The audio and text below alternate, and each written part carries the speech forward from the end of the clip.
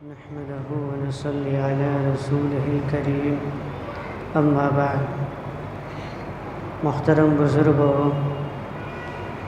اور ہمارے دینی بھائیوں،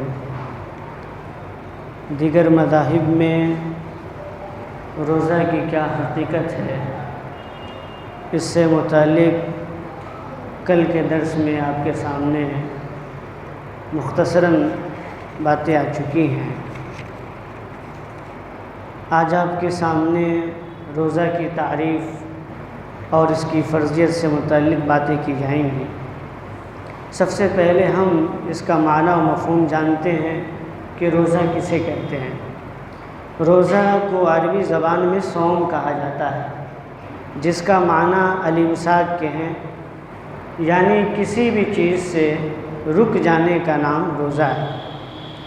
عربی زبان کے اندر ایک لغت کی کتاب ہے القاموس المحیط، اس میں اس کا معنی ہے کھانے پینے، بات کرنے، جمع کرنے، ہم بستری کرنے، یہاں تک کہ چلنے پھرنے سے رک جانا، ان تمام پر صوم کا اطلاق ہوتا ہے لغت کے اندر۔ قرآن و حدیث یعنی شریعت میں جہاں بھی یہ لفظ بولا جاتا ہے، صوم کا لفظ استعمال کیا جاتا ہے، تو اس کا ایک خاص مفہوم ہوتا ہے، ایک خاص معنی ہوتا ہے۔ حضرت امام ابن عثیمین رحمۃ اللہ علیہ اس کی شرعی تعریف یوں بیان کرتے ہیں کہ التعبد للہ تعالی بالامساک عن الاکل والشرب وسائر المفطرات من طلوع الفجر الى غروب الشمس۔ اس کا مطلب یہ ہوا کہ طلوع فجر سے لے کر غروب آفتاب تک، یعنی سورج ڈوبنے تک کھانے پینے اور ان تمام چیزوں سے رک جانے کا نام روزہ ہے۔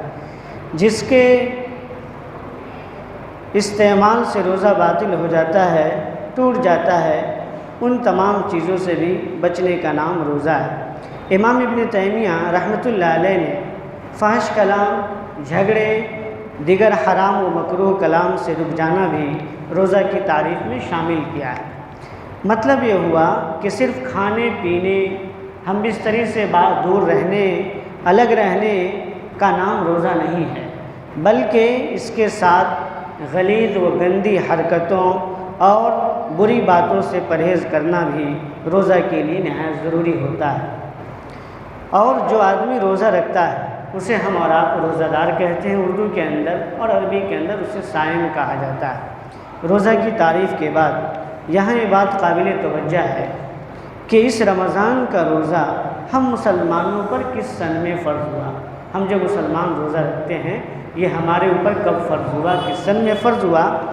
تو اس بارے میں ایک بہت بڑے عالم دین حضرت امام نووی رحمۃ اللہ علیہ، جنہوں نے صحیح مسلم کی شرح لکھی ہے اور بہت بڑے عالم دین ہیں، انہوں نے اپنی کتاب المجموع صفحہ نمبر 250 اور جلد نمبر 2 میں بیان کرتے ہیں کہ نبی کریم صلی اللہ علیہ وسلم اپنی پوری زندگی میں صرف 9 مرتبہ ہی رمضان کے روزے رکھے ہیں۔ اللہ کے نبی نے اپنی پوری زندگی میں صرف 9 مرتبہ رمضان کے روزے رکھے، اس لیے کہ ہجرت کے دوسرے سال شعبان کے مہینے میں رمضان کا روزہ فرض ہو گیا اور آپ کا انتقال ربیع الاول سن 11 ہجری میں ہو گیا۔ اس طرح آپ کی زندگی میں 9 مرتبہ ہی رمضان کا مہینہ آیا اور آپ نے 9 مرتبہ ہی رمضان کے روزے رکھے اور 9 مرتبہ ہی روزہ رکھنے کا آپ کو اتفاق ہوا، موقع ملا۔ محترم بزرگوں اور بھائیوں، معلوم چلا کہ ہم جو یہ روزہ رکھتے ہیں یہ ہجرت کے دوسرے سال ماہ شعبان میں فرض ہوا۔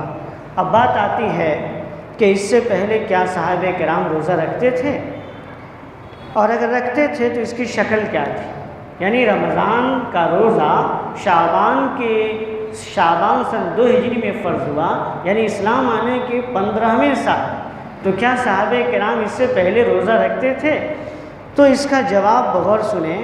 بخاری شریف کے اندر ایک روایت ہے حضرت عائشہ صدیقہ رضی اللہ تعالیٰ عنہ، وہ فرماتی ہیں کہ قریش زمانے جاہلیت میں عاشورہ کا روزہ رکھتے، یعنی 10ویں محرم کا روزہ عرب کے جاہل لوگ بھی رکھتے تھے اور اللہ کے نبی بھی رکھتے تھے۔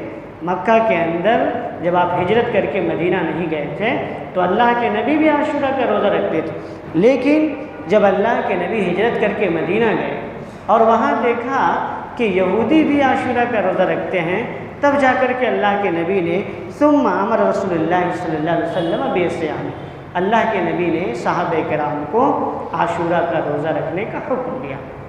اس کے بعد حتی فرض رمضان، یہاں تک کہ رمضان کے مہینے کا روزہ فرض ہو گیا۔ تو جب یہ روزہ فرض ہو گیا تو اللہ کے نبی صلی اللہ علیہ وسلم نے صحابہ کرام سے فرمایا کہ من شاء فلیصم، اب یہ روزہ فرض ہو گیا رمضان کا، تو جو چاہے عاشورہ کا روزہ رکھے، ومن شاء افطر، اور جو چاہے روزہ توڑ دے یعنی روزہ نہ رکھے۔ تو اس سے پتہ چلا کہ صحابہ کرام رمضان کا روزہ فرض ہونے سے پہلے عاشورہ کا روزہ رکھتے تھے۔ اب آگے روزہ کے کیا فائدے ہیں، انشاءاللہ صبح کے درس میں یہ باتیں بڑی تفصیل سے آئیں گی۔ وصلی اللہ تعالی علی نبینا محمد وعلی آلہ واصحابہ اجمعین، وآخر دعوانا الحمد للہ رب العالمین۔